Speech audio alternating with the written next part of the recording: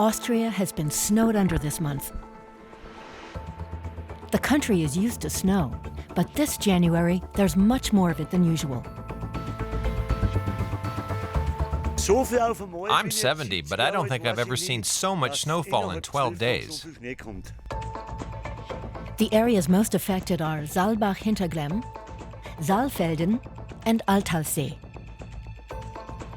Although the army and volunteers are helping out, by and large, residents have to cope on their own.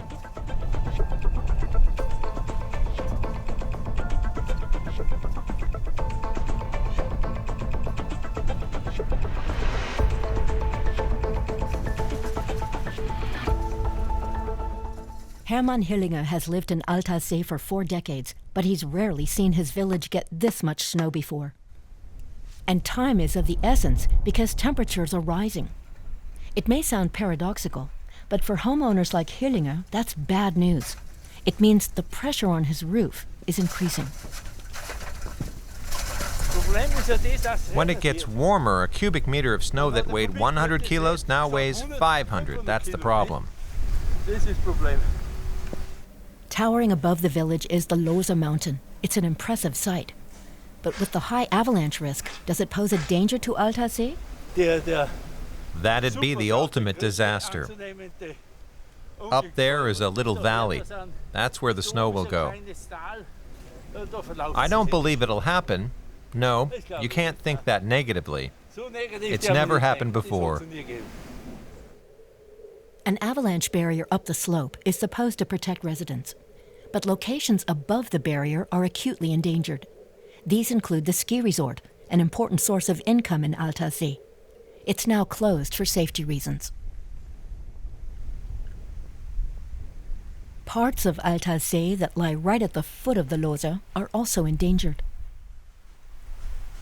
So residents have been temporarily evacuated.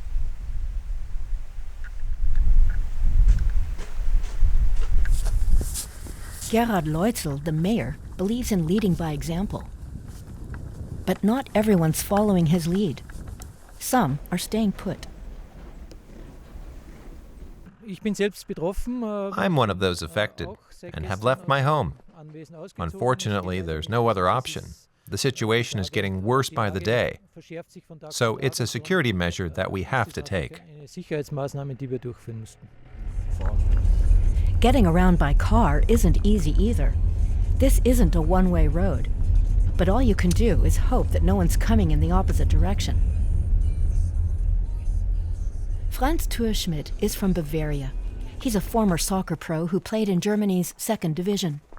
Now retired, he owns a vacation home here, together with his friend, former footballer Manfred Zindel. The first layer is easy, but after that, it gets more difficult. There's the danger of getting hit by falling icicles when you leave the house. That can be dangerous. This is the entrance to our apartment. Unfortunately, it's buried in snow. We have to clear away the snow first to reach the apartment.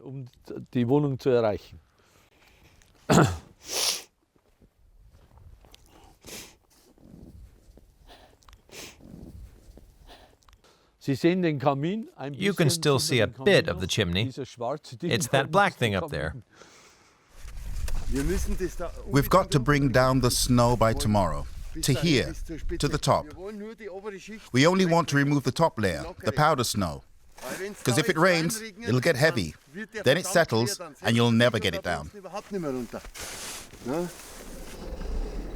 The risk of avalanches also increases with the rising temperatures.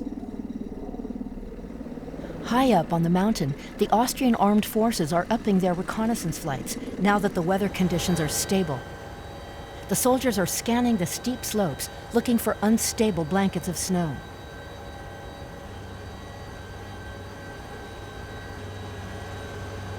When the crew discovers the site of a potential snowslide, they often detonate explosives to trigger a controlled avalanche. To do this, the helicopter must hover a few meters above the snowpack.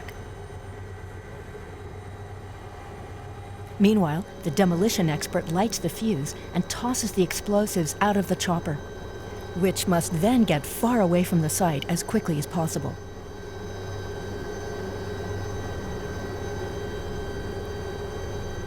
You can't always hear the sound of the blast. Sometimes it's completely muffled by the snow.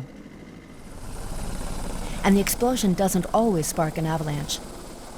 But even then, says Captain Maximilian Steingassner, the mission shouldn't be considered a failure.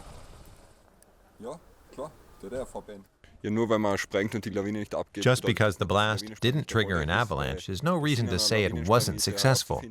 The purpose is to see if the incline is safe. So if no avalanche is triggered after several blasts, it means that the avalanche risk can be considered low. At the Austrian army barracks in Saalfelden, the soldiers plan the missions run by the helicopter unit. Along with reconnaissance flights, they also supply trapped residents with food and medication and evacuate people when necessary. Jürgen Beirer, a pilot, is one of more than 1,000 soldiers helping Austria cope with the masses of snow. Because we're in the army, we train a lot. Now we can finally put our expertise and experience into practice so as to help the villages that have been cut off be accessible by road again.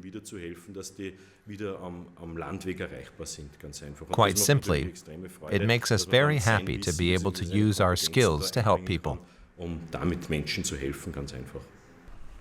Jürgen Beirer and his comrades are ready for the next mission. The weather is holding, but it's late in the day, so things must go quickly.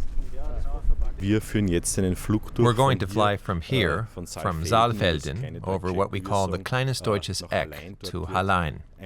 There we'll pick up a state employee with whom we'll fly to St. Koloman to blow the snow off streets and power lines using the helicopter. That way the heavy snow can fall down and the trees won't fall down. This time the soldiers are piloting two relatively small helicopters.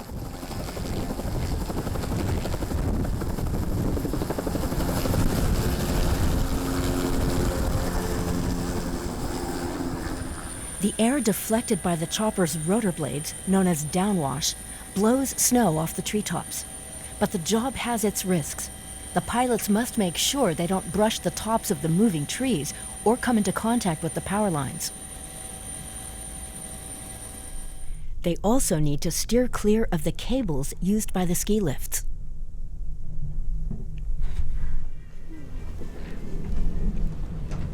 Some of the slopes have been closed. But here at the popular ski resort of Saalbach-Hinterglemm, there are plenty of alternatives for experts and beginners.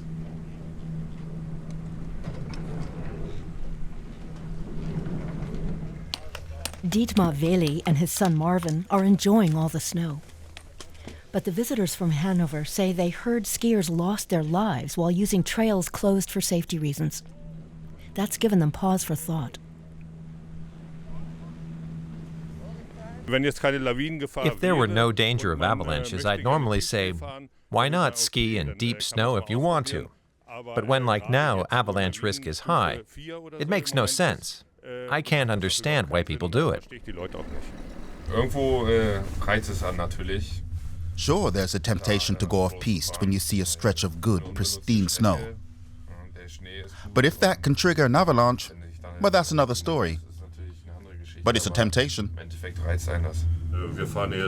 Now we always ski together, so I'm not afraid of losing it. And when you're not there? When I'm not there, then I do worry.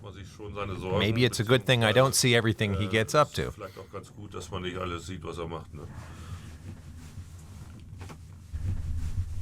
I'm mellowing. Gonna be a dad. He's calmed down now that he's going to be a father. He has to start taking responsibility, which means returning from this ski trip in one piece. Maybe he'll even teach his future child to ski.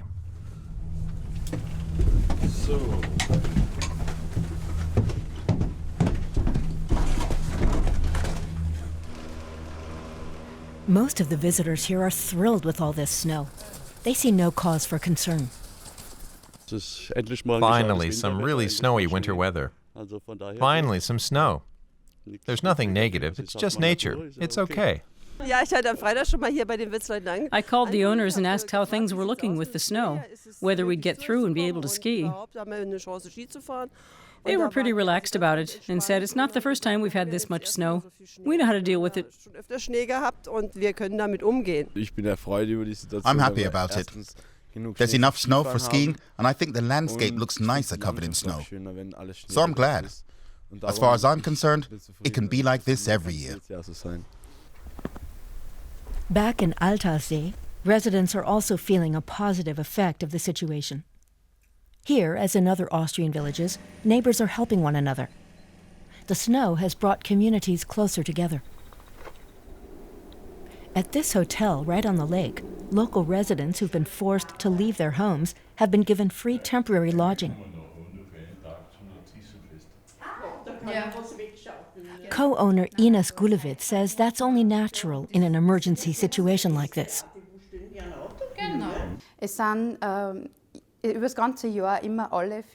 People are there for us all year round, whether it's a burst pipe or whatever.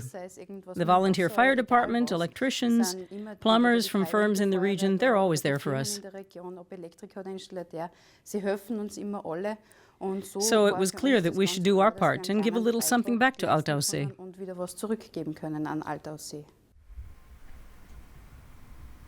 Here and in many other ski areas across Austria, the situation has improved somewhat. They're no longer completely snowed under. But winter isn't over yet.